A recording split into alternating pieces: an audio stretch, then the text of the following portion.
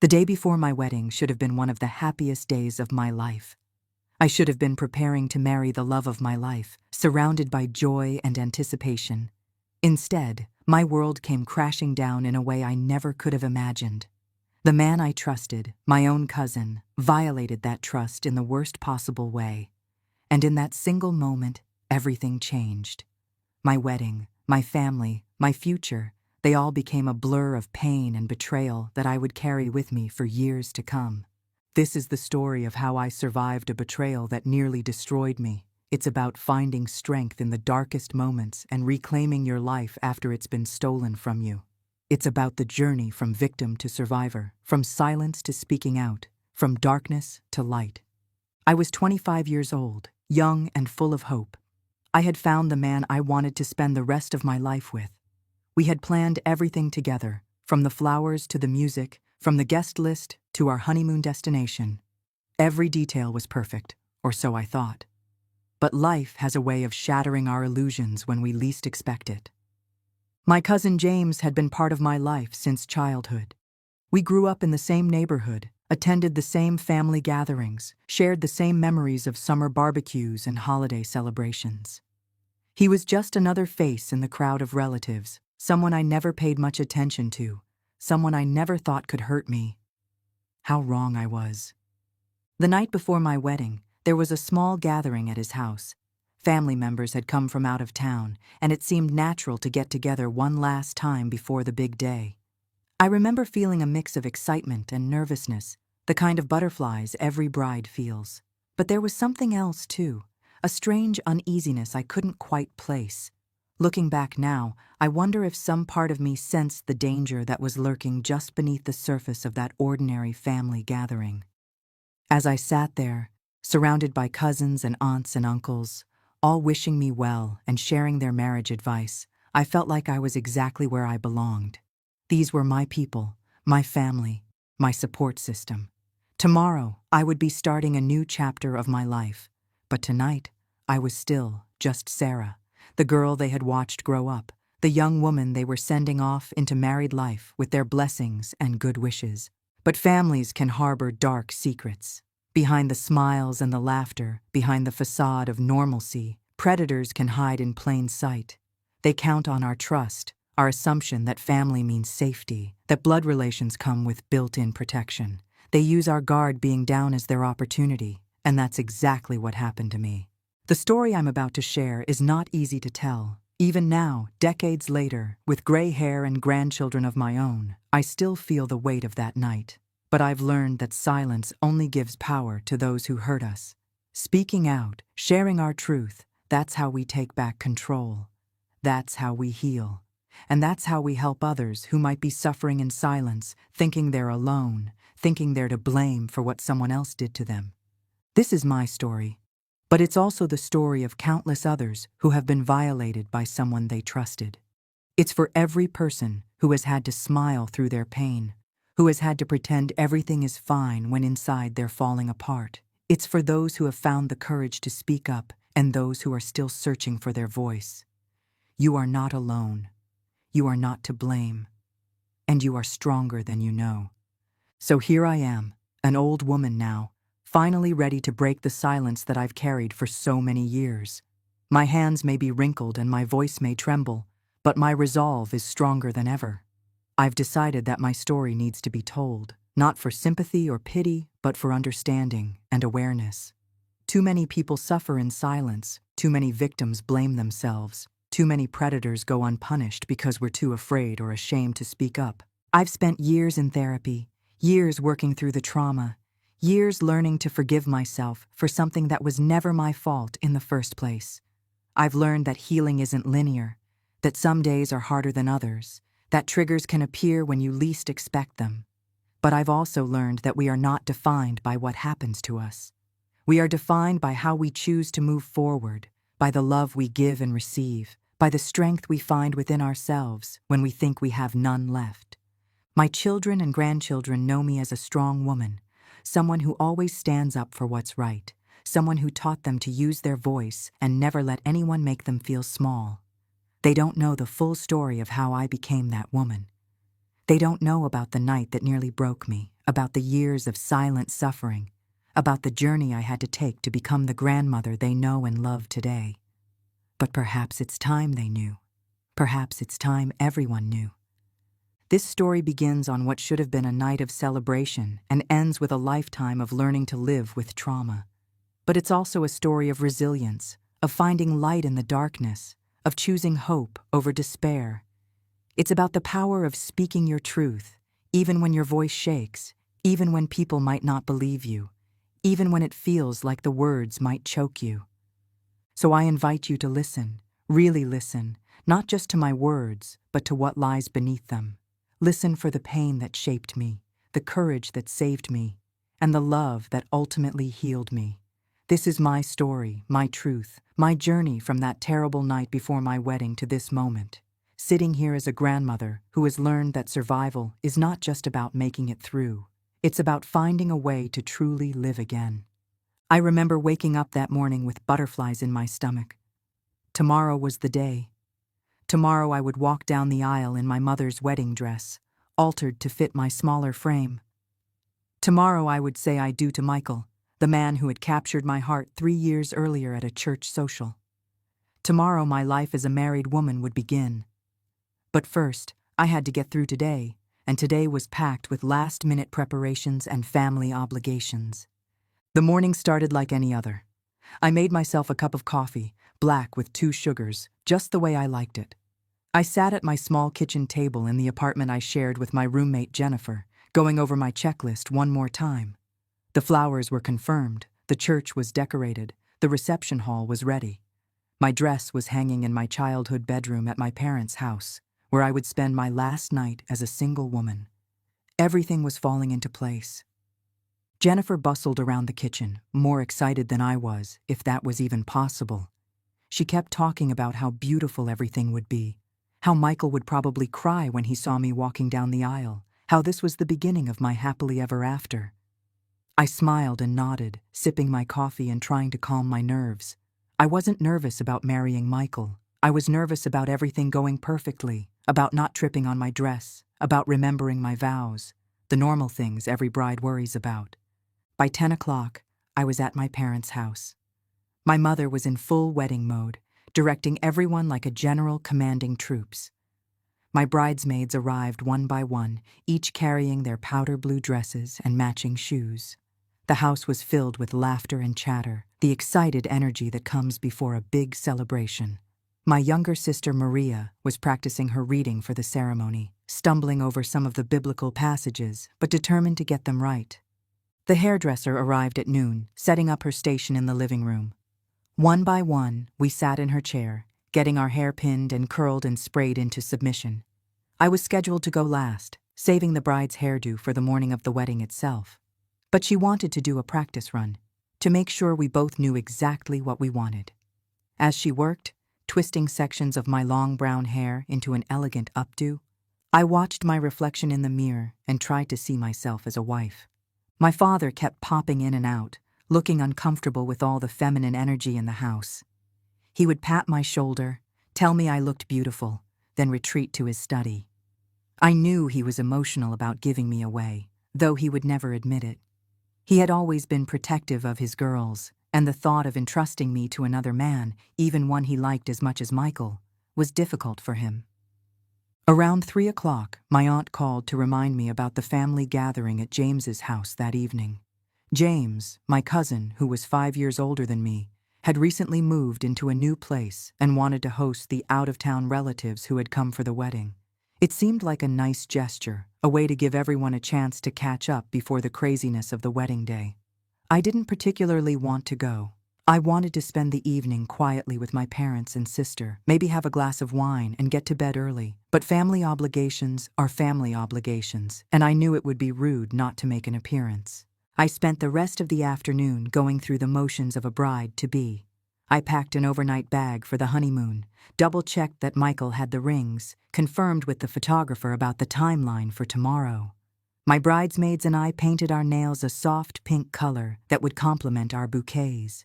We talked about marriage, about the future, about the children we hoped to have someday. It was the kind of conversation young women have when they're on the brink of what they think will be their greatest adventure. As evening approached, I changed into a simple sundress and touched up my makeup. I didn't want to look too casual for the family gathering, but I also didn't want to outshine myself before the big day. My mother fussed over me, adjusting my necklace and smoothing down a stray hair. She told me how proud she was, how beautiful I looked, how happy she was that I had found such a good man. I hugged her tight, breathing in her familiar perfume, feeling like a little girl again for just a moment. The drive to James's house took about 20 minutes. My parents and Maria came with me. All of us piled into my father's sedan. The sun was setting, painting the sky in shades of orange and pink. It should have been beautiful, peaceful even. But I felt that strange uneasiness settling over me again, like a shadow creeping across my happiness. I pushed it aside, telling myself I was just overwhelmed by all the wedding preparations. James's new house was modest but nice, a single-story ranch in a quiet neighborhood. Cars were already lining the street when we arrived. Through the windows, I could see family members milling about, drinks in hand. I recognized my Uncle Tony's loud laugh, my cousin Lisa's bright red hair.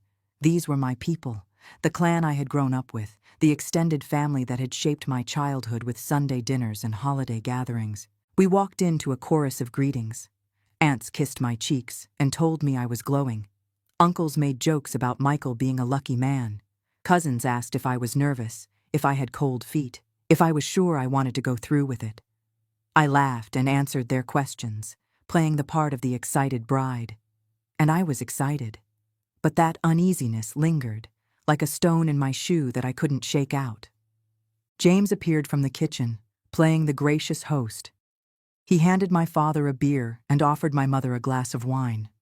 When he got to me, he paused, looking me up and down in a way that made my skin crawl slightly. But then he smiled, that same cousin smile I had known my whole life, and offered me a drink. I accepted a glass of white wine, telling myself I was being silly, that the wedding stress was making me paranoid. The house filled up quickly. The living room was packed with relatives, all talking over each other, catching up on gossip and sharing family memories. I found myself cornered by my great-aunt Eleanor, who wanted to give me marriage advice that I definitely didn't need or want. She went on and on about keeping house and keeping your husband happy, ideas from a generation that had very different expectations for wives. I smiled and nodded, sipping my wine and looking for an escape route. That's when James appeared at my elbow, rescuing me from Great-Aunt Eleanor's lecture. He suggested I might want to see the backyard, where he had set up a garden that he was quite proud of. Grateful for the interruption, I followed him through the kitchen and out the back door.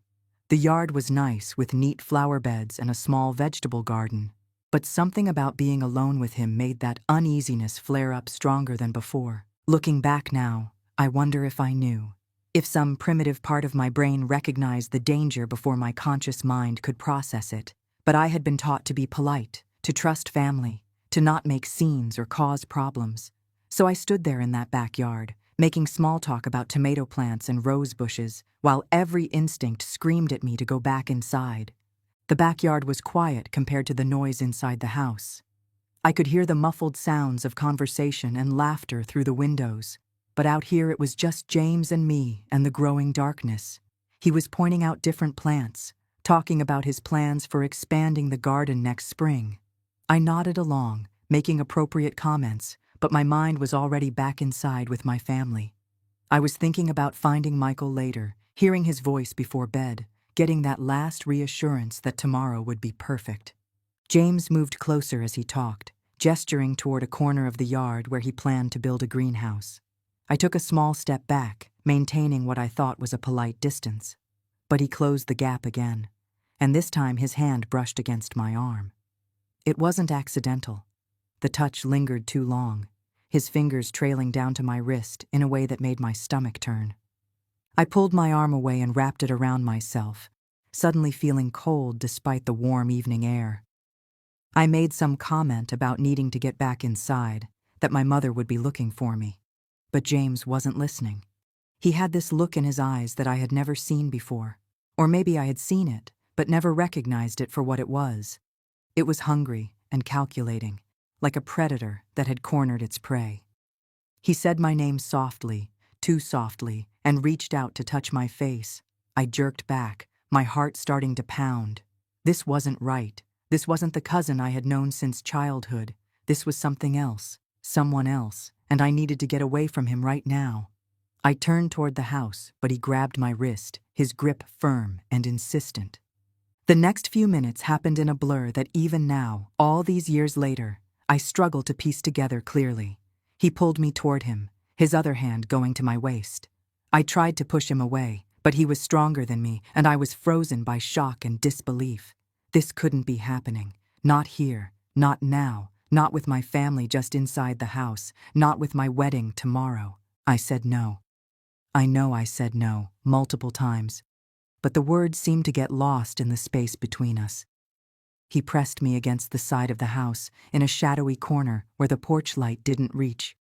His hands were everywhere they shouldn't be, and I felt like I was drowning, like I couldn't breathe, like I was watching this happen to someone else from very far away. My mind went blank. They say fight or flight, but they don't tell you about the third option, freeze. And that's what I did. I froze like a deer in headlights, my body refusing to cooperate with my screaming mind. I wanted to scream, to fight, to run, but I couldn't do any of those things. I could only stand there, tears streaming down my face, as my cousin violated not just my body, but every trust I had ever placed in family. When it was over, and I use that term loosely because it's never really over, he stepped back and straightened his shirt like nothing had happened. He actually smiled at me, this sick, satisfied smile that made me want to vomit. He said something about how he had always thought I was beautiful, how Michael was a lucky man, how this would be our little secret. The casual cruelty of his words hit me almost as hard as his actions had. I stood there shaking, my dress disheveled, my carefully styled hair falling around my face. I couldn't process what had just happened. My brain kept trying to rewrite it, to make it something else, something that made sense. But there was no making sense of this. My cousin had just assaulted me in his backyard, while my family celebrated inside, and tomorrow I was supposed to walk down the aisle in a white dress and promise to love and honor someone else. James went back inside like nothing had happened, leaving me alone in the darkness. I don't know how long I stood there. It could have been minutes or hours. Time had lost all meaning. Eventually, I heard my mother calling my name from the back door. I quickly tried to fix my appearance, smoothing down my dress and wiping my face. I couldn't let her see me like this. I couldn't let anyone see me like this. I managed to make it through the back door and into the bathroom before anyone got a good look at me. I locked the door and stared at myself in the mirror. I looked the same but different, like someone had taken my face and rearranged it slightly. My eyes were red and puffy, my lipstick smeared. I cleaned myself up as best I could, using cold water to reduce the swelling around my eyes, reapplying my lipstick with shaking hands. When I finally emerged from the bathroom, I told my mother I wasn't feeling well. She immediately went into concerned mother mode, feeling my forehead and asking if I had eaten something bad. I let her fuss over me, grateful for the excuse to leave.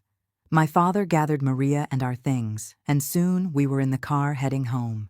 I sat in the back seat staring out the window at the darkness, feeling like I had left some essential part of myself back in that yard. Back at my parents' house, I went straight to my room, claiming I needed to rest for the big day tomorrow. My wedding dress hung on the back of my door, pristine and white, mocking me with its purity. I sat on my childhood bed, surrounded by the remnants of the girl I used to be, stuffed animals and certificates and photographs of happier times, and tried to figure out what to do. Should I tell someone? The thought made me physically ill. Tell them what, exactly? That James had touched me? That he had forced himself on me? The words wouldn't even form in my mind properly. And who would believe me? It would be my word against his, and he was already back inside acting normal, playing the gracious host. Everyone would think I was having pre-wedding jitters, that I was making things up, that I was trying to cause drama. And what about Michael? My sweet, gentle Michael, who was probably at home right now, excited about tomorrow, thinking about our future together. How could I tell him that another man had touched me the night before our wedding? Would he still want me? Would he look at me differently? Would he blame me for going outside with James, for not fighting harder, for not screaming for help? The shame was overwhelming. It settled over me like a heavy blanket, suffocating and inescapable. I felt dirty in a way that no amount of showering could clean. I felt broken in a way that no amount of love could fix. I felt guilty, even though I knew logically that I had done nothing wrong. But logic and emotion are two very different things, and emotion was winning. I didn't sleep that night. I lay in bed, staring at the ceiling, replaying the events over and over in my mind. Each time I tried to find the moment where I could have done something different. Maybe I shouldn't have gone outside with him. Maybe I should have been more forceful in saying no. Maybe I should have screamed, "Consequences be damned." But all the maybes in the world couldn't change what had happened. As dawn broke on my wedding day, I was still awake, still staring, still trying to process the unprocessable. In a few hours, I would have to get up and pretend to be the happy bride everyone expected me to be. I would have to smile for photos and dance with relatives and cut the cake with my new husband. And through it all, I would have to carry this secret, this weight, this violation that had changed everything and nothing all at once. The girl who had woken up yesterday morning excited about her wedding was gone. In her place was someone I didn't recognize, someone who knew that family could hurt you in ways you never imagined. Someone who understood that trust could be shattered in minutes but take a lifetime to rebuild. Someone who would have to learn to live with a secret that threatened to destroy her from the inside out. The morning of my wedding arrived whether I was ready for it or not. The sun rose like it did every other day, indifferent to my trauma, indifferent to the fact that my world had fundamentally shifted on its axis.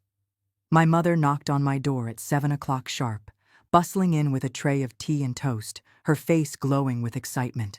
She found me already awake, sitting by the window, still wearing yesterday's clothes. Her excitement dimmed immediately. She asked if I was all right, if I had slept at all, if I was having second thoughts.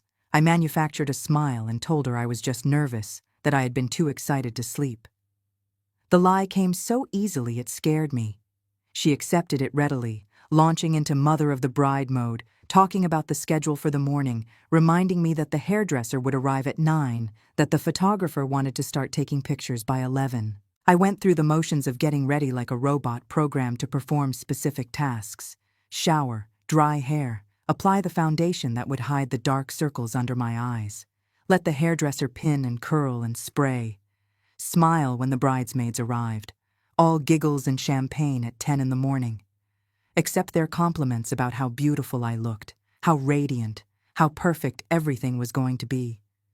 My sister Maria helped me into my dress, carefully doing up the dozens of tiny buttons that ran down the back. The dress had been my mother's, classic and elegant, with delicate lace sleeves and a full skirt that rustled when I walked. When I looked in the full-length mirror, I saw a bride.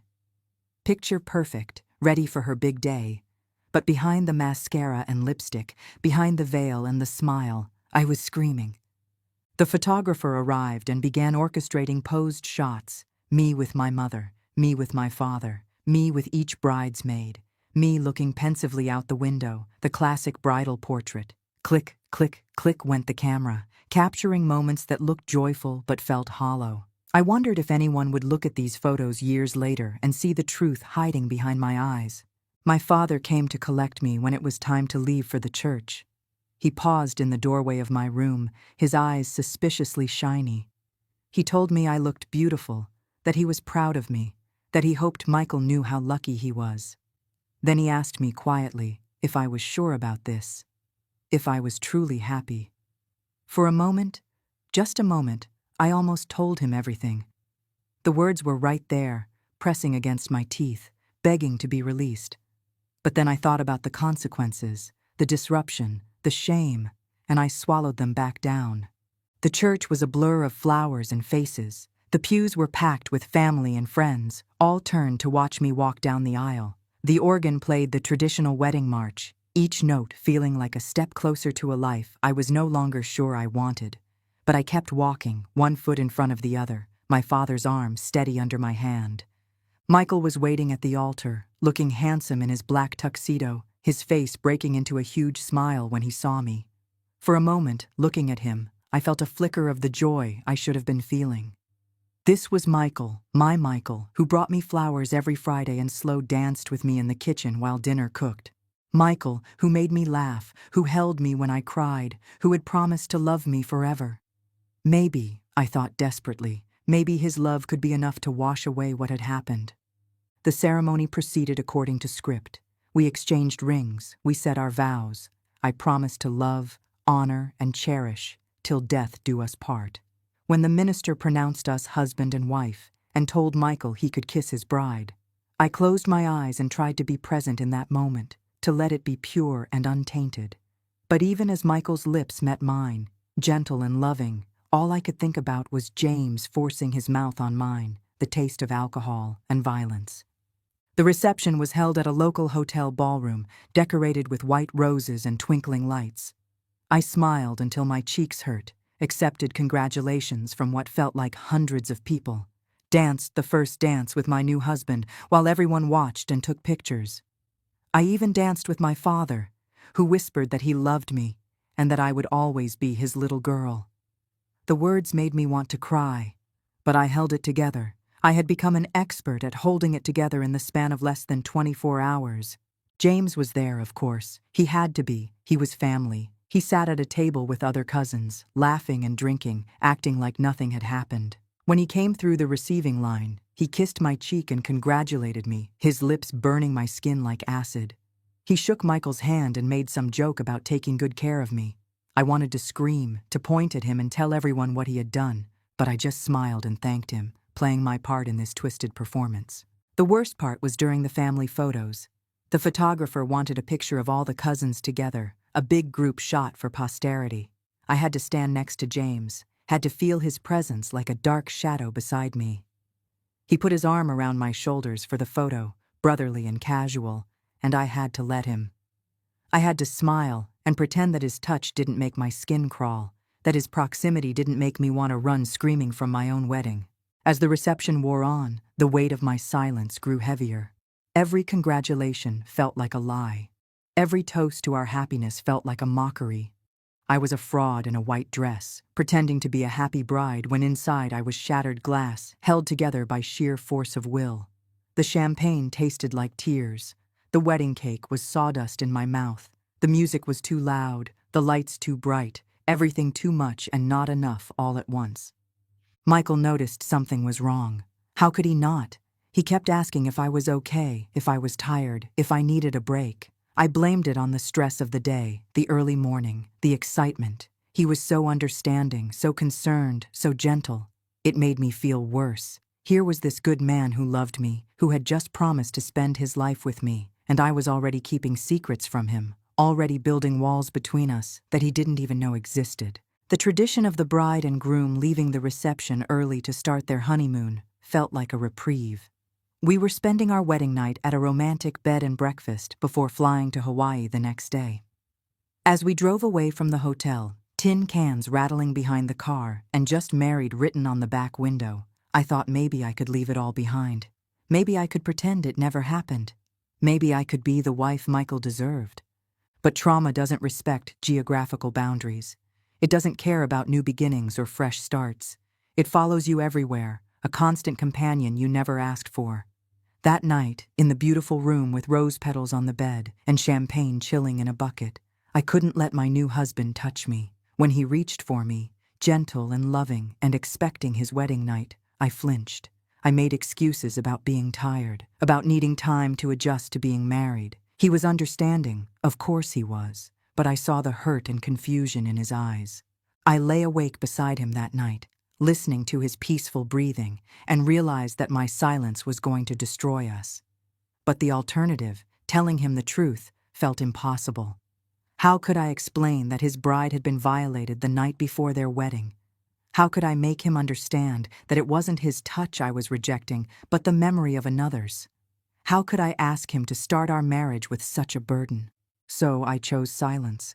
I chose to carry it alone, to pretend everything was fine, to hope that time would somehow make it better.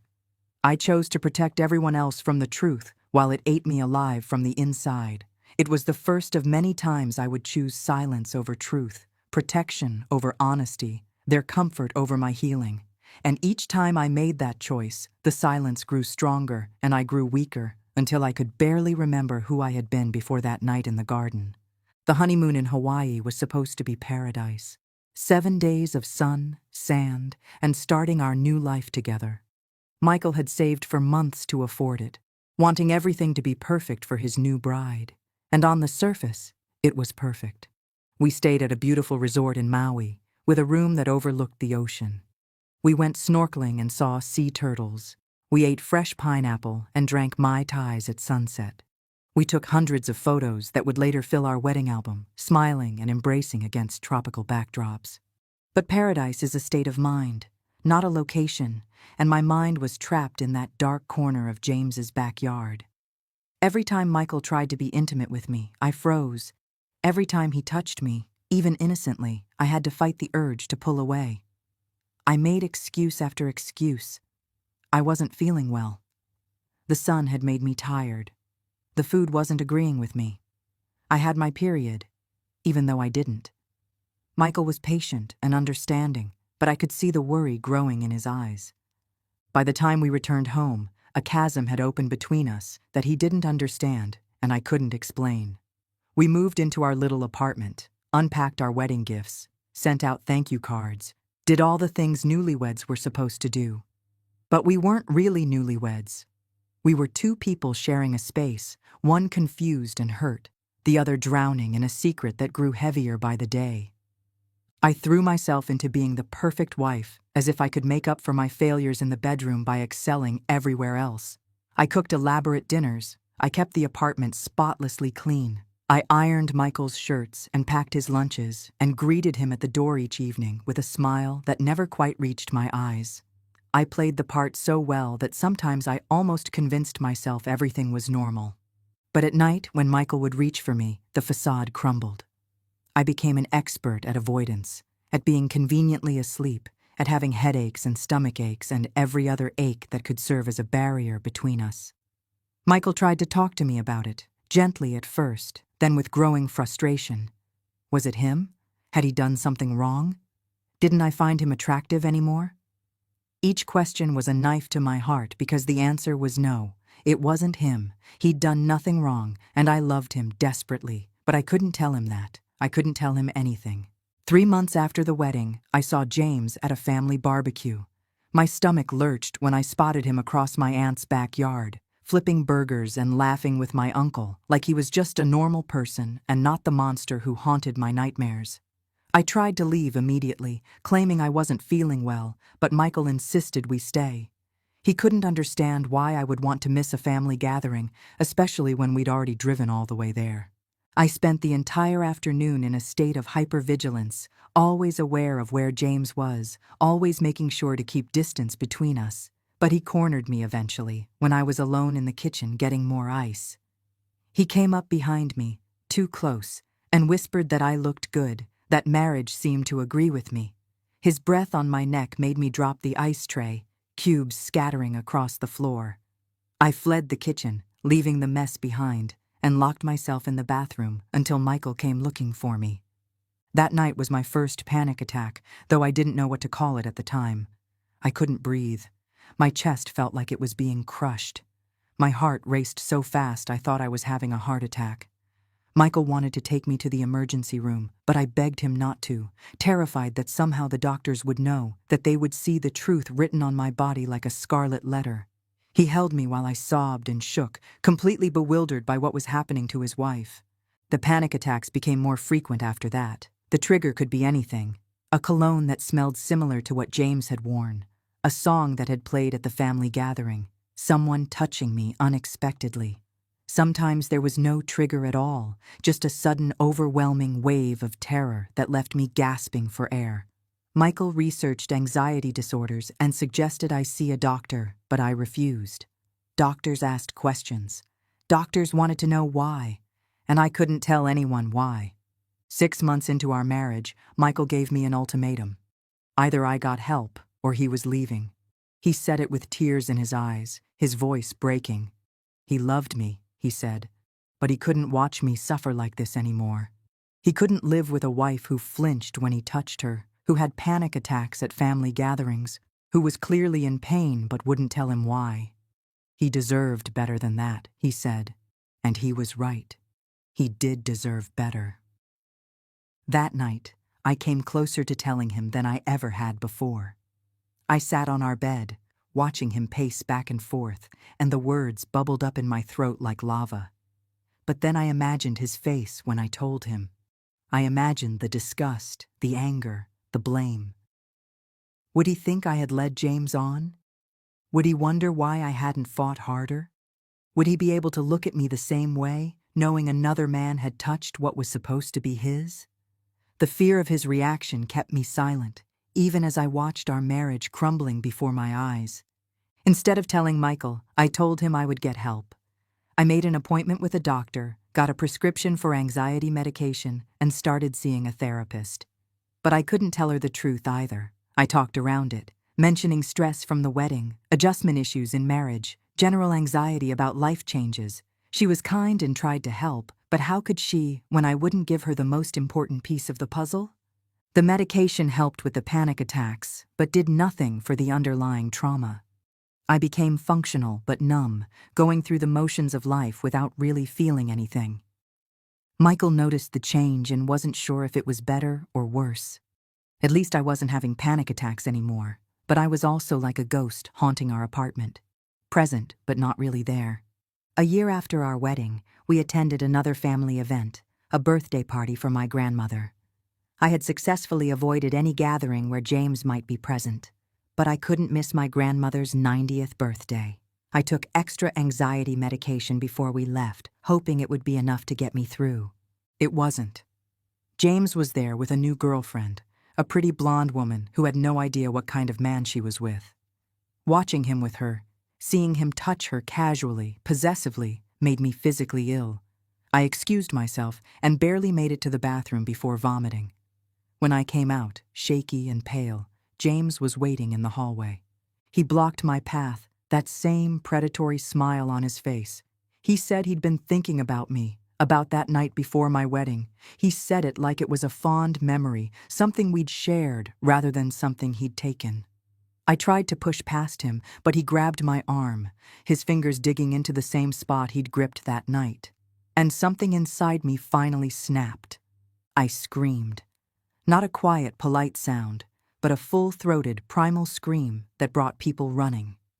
I screamed and pointed at him and said he'd hurt me, though I couldn't say how, not with my grandmother and aunts and uncles all staring at us in shock.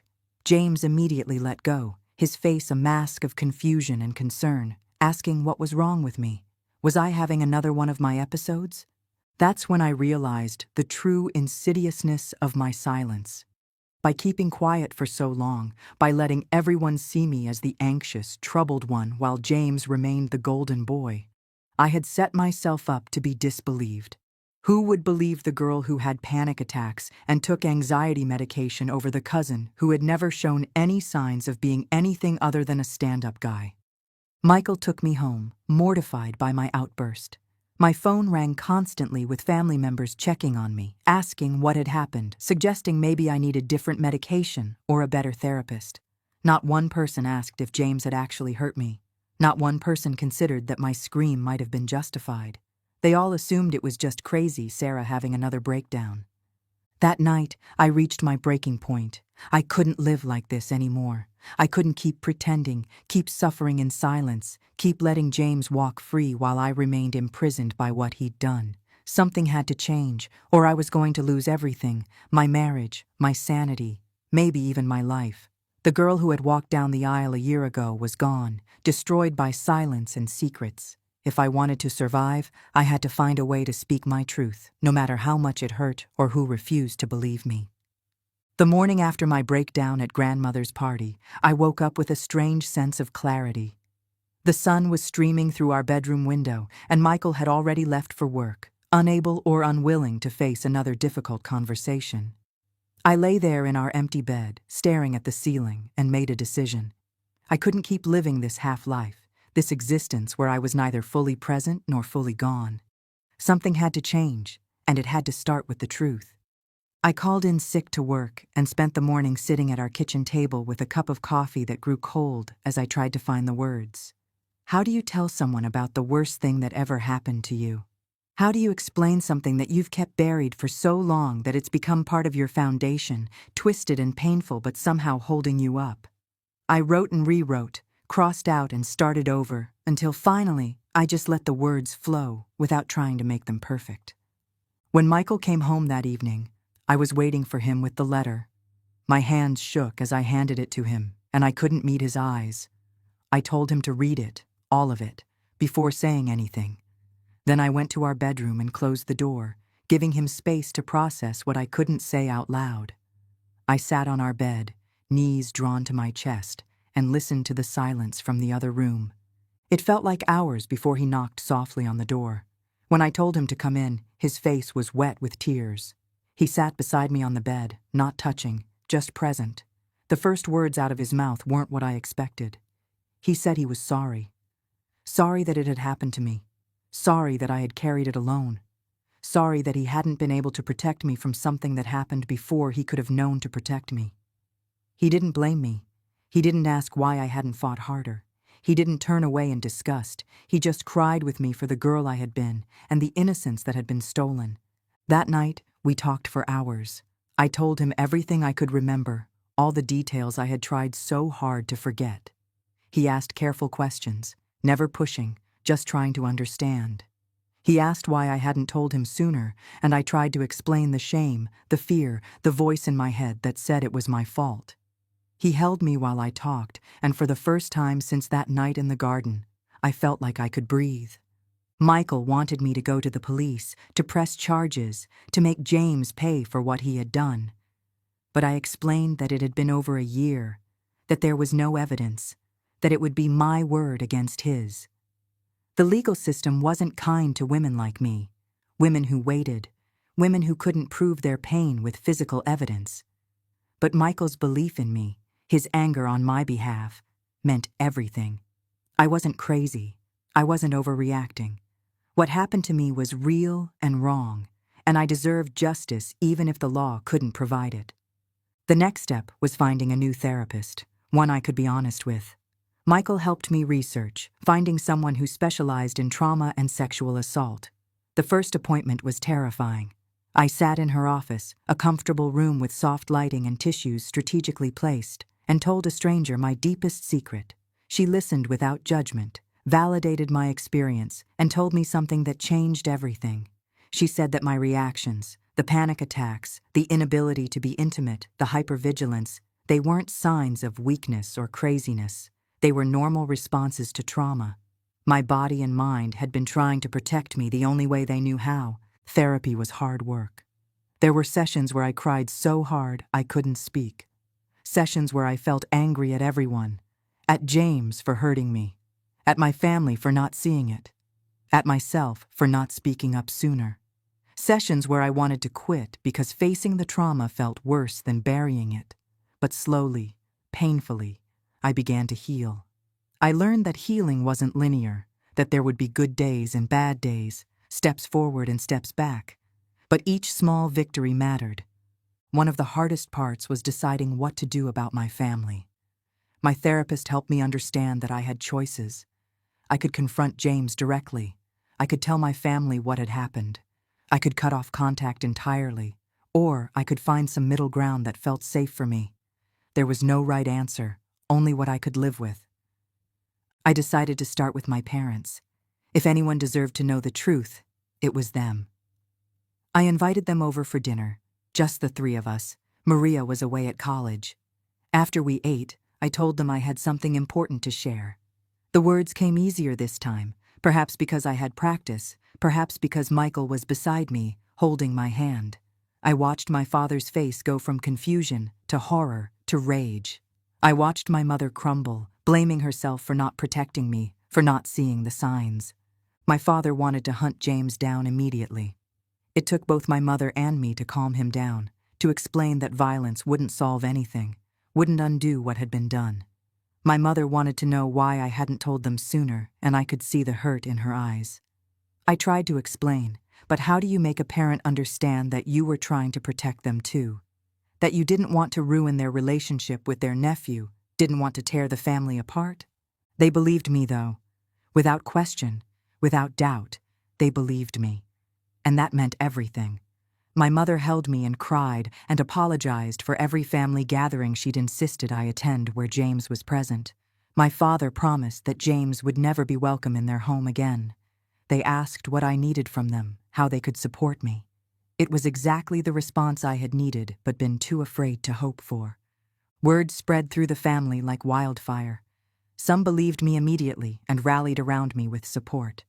Others were skeptical, asking why I had waited so long to say anything, suggesting that maybe I had misunderstood James's intentions. A few flat out accused me of lying, of trying to get attention, of being vindictive for some imagined slight. The family that had once felt like a safety net became a battlefield. James, of course, denied everything. He played the victim beautifully, claiming I had mental health issues, that I was disturbed, that he was considering legal action for defamation.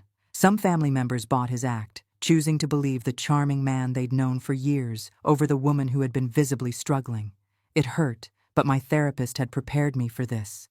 She had warned me that speaking my truth didn't guarantee everyone would believe it. But something unexpected happened. After I spoke up, other voices joined mine.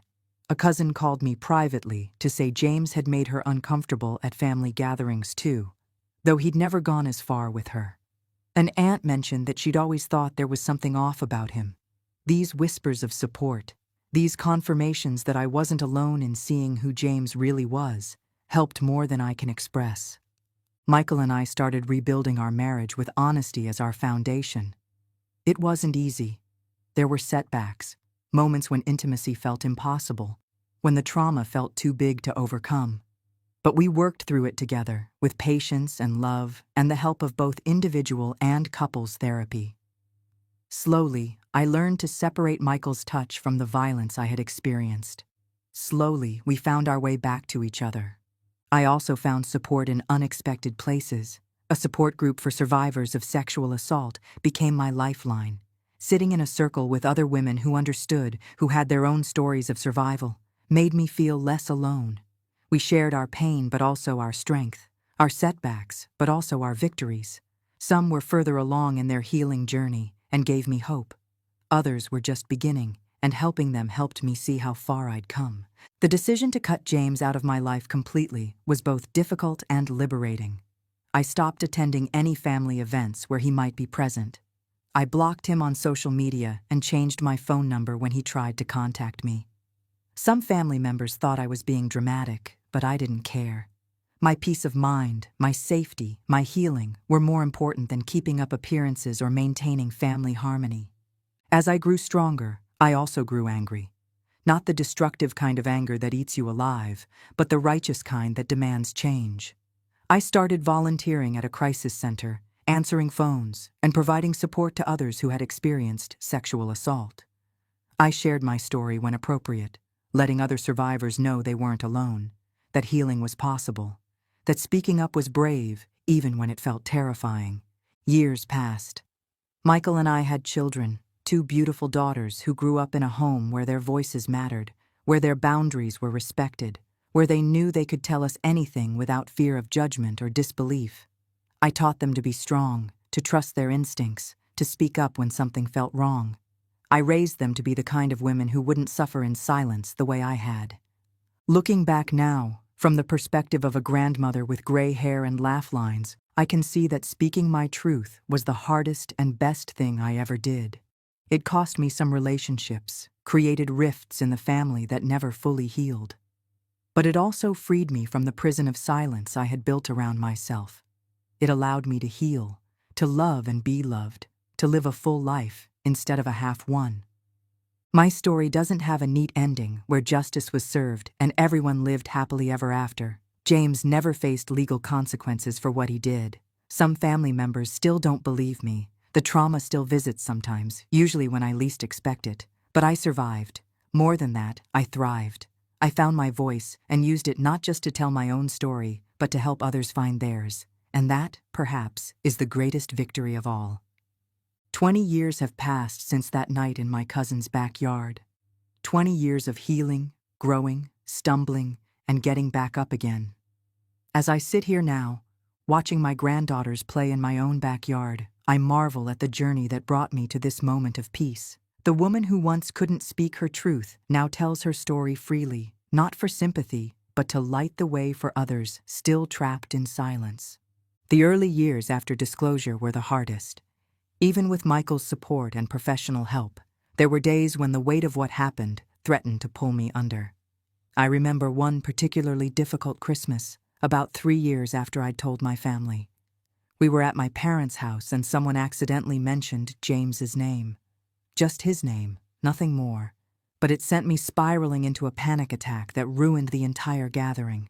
I felt guilty for still being so affected, angry at myself for not being over it yet. My therapist reminded me repeatedly that healing from trauma isn't like healing from a broken bone. There's no cast to remove after 6 weeks, no clear timeline for when you'll be whole again. Some days I felt strong and capable, able to talk about what happened without flinching. Other days, a smell or a sound would transport me back to that garden, and I'd have to fight my way back to the present. Learning to be patient with myself, to accept the bad days without seeing them as failures, was perhaps one of the hardest lessons. Michael and I decided to try for children 5 years into our marriage. The decision wasn't made lightly. I was terrified of being triggered during pregnancy or childbirth, worried about my ability to protect a child when I hadn't been able to protect myself. But my therapist helped me work through these fears, and Michael promised we would face whatever came together. When I held our first daughter, Emma, in my arms, I felt a fierce protectiveness I'd never experienced before. This tiny, perfect being would never suffer in silence the way I had. I would make sure of it. Motherhood brought its own challenges and revelations. When Emma was about 4 years old, she came to me crying because a boy at preschool had kissed her without asking.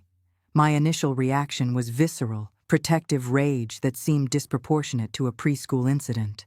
But I took a breath, held my daughter, and used it as a teaching moment.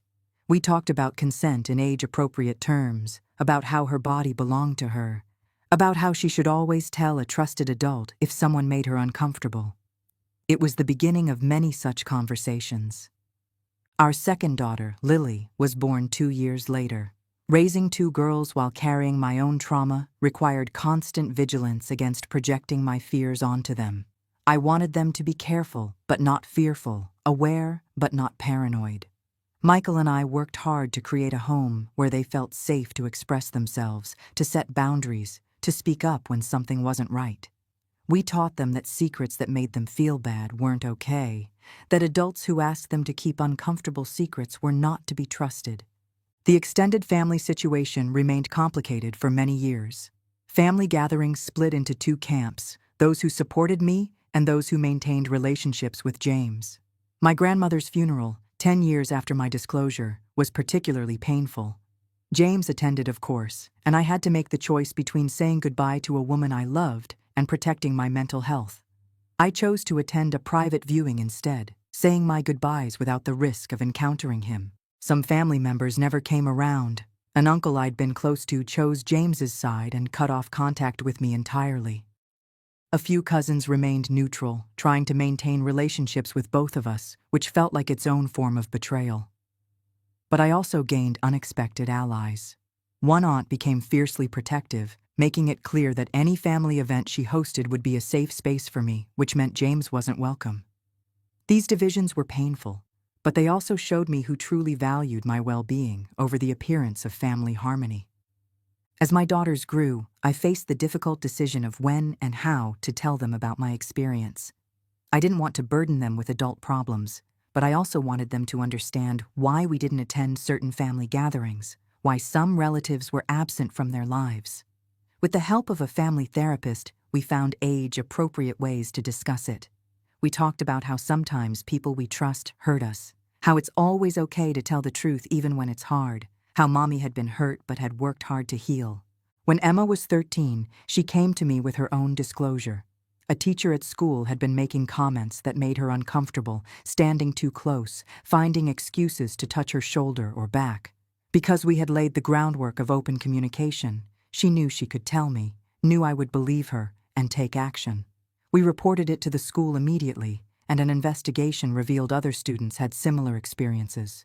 The teacher was removed.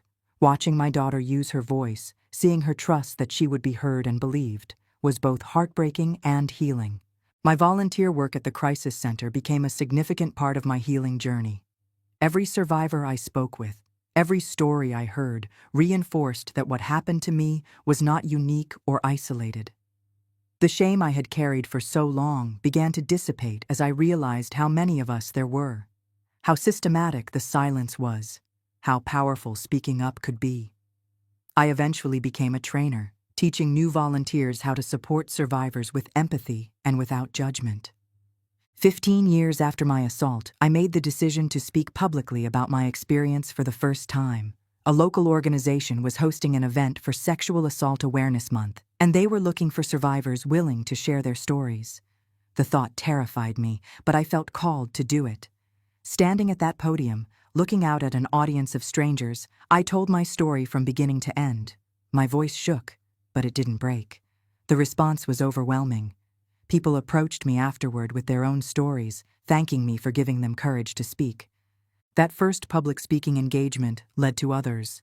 I began sharing my story at colleges, community centers, and conferences. Each time got a little easier, though never easy. I learned to manage the vulnerability hangover that came after exposing my pain to strangers. But I also saw the impact. Young women approached me after events to disclose their own assaults, sometimes for the first time. Parents thanked me for helping them understand what their children were going through. Other survivors found solidarity and strength in shared experience. Michael stood by me through all of it. Our marriage, which had nearly crumbled under the weight of my silence, became stronger for having weathered the storm together. He attended therapy with me when needed, educated himself about trauma, and became an advocate in his own right. He spoke to other partners of survivors, helping them understand how to support without pushing, how to be patient with the healing process, how to manage their own complex emotions around their loved one's trauma. 20 years later, I can say with certainty that while I would never choose what happened to me, I am proud of who I became because of how I chose to respond to it. The scared girl who stayed silent, transformed into a woman who speaks loudly and clearly about the reality of sexual assault, about the importance of believing survivors, about the long journey of healing. My daughters grew up to be strong, confident women who know their worth and use their voices. My marriage survived and thrived. My work has helped countless others find their own paths to healing. James eventually moved away from our hometown, though I heard through the family grapevine that he'd had other accusations made against him over the years. Nothing that stuck legally, but enough to establish a pattern for those willing to see it. Some family members reached out years later to apologize for not believing me, saying they wished they'd listened sooner. I accepted their apologies, but maintained my boundaries. Forgiveness doesn't require restored relationships. As I've aged, I've gained perspective on the ripple effects of both trauma and healing. My assault affected not just me, but everyone who loved me. My silence caused its own damage, creating walls and secrets that poisoned relationships. But my healing journey also created ripples. Every person I've helped, every survivor who found their voice partly because I found mine, every young person who learned about consent and boundaries from my presentations, they're all part of the legacy of my survival. Now, as a grandmother, I watch my granddaughters with a mixture of fierce protectiveness and determined hope. I see them playing freely, speaking their minds, setting boundaries with confidence. They live in a world that's still dangerous for women and girls, but they're growing up with tools I didn't have, knowledge I had to gain through pain. They know their voices matter. They know their bodies are their own. They know that if someone hurts them, it's not their fault, and they will be believed. My story doesn't end with justice in the traditional sense. There was no trial, no conviction, no moment of legal vindication. But there was healing and growth and transformation. There was the reclaiming of my voice and my power. There was the choice to transform pain into purpose, silence into advocacy, shame into strength. And perhaps most importantly, there was the breaking of a cycle, ensuring that my daughters and granddaughters would never suffer in silence the way I did. This is what survival looks like decades later. It's not perfect or pretty. There are still hard days, still triggers that catch me off guard, still moments when the injustice of it all makes me angry. But there's also peace and purpose and a life fully lived despite someone's attempt to break me. There's the knowledge that my worst experience became a catalyst for helping others through theirs. There's the powerful understanding that our stories, even the painful ones, especially the painful ones, have the power to change lives when we find the courage to tell them.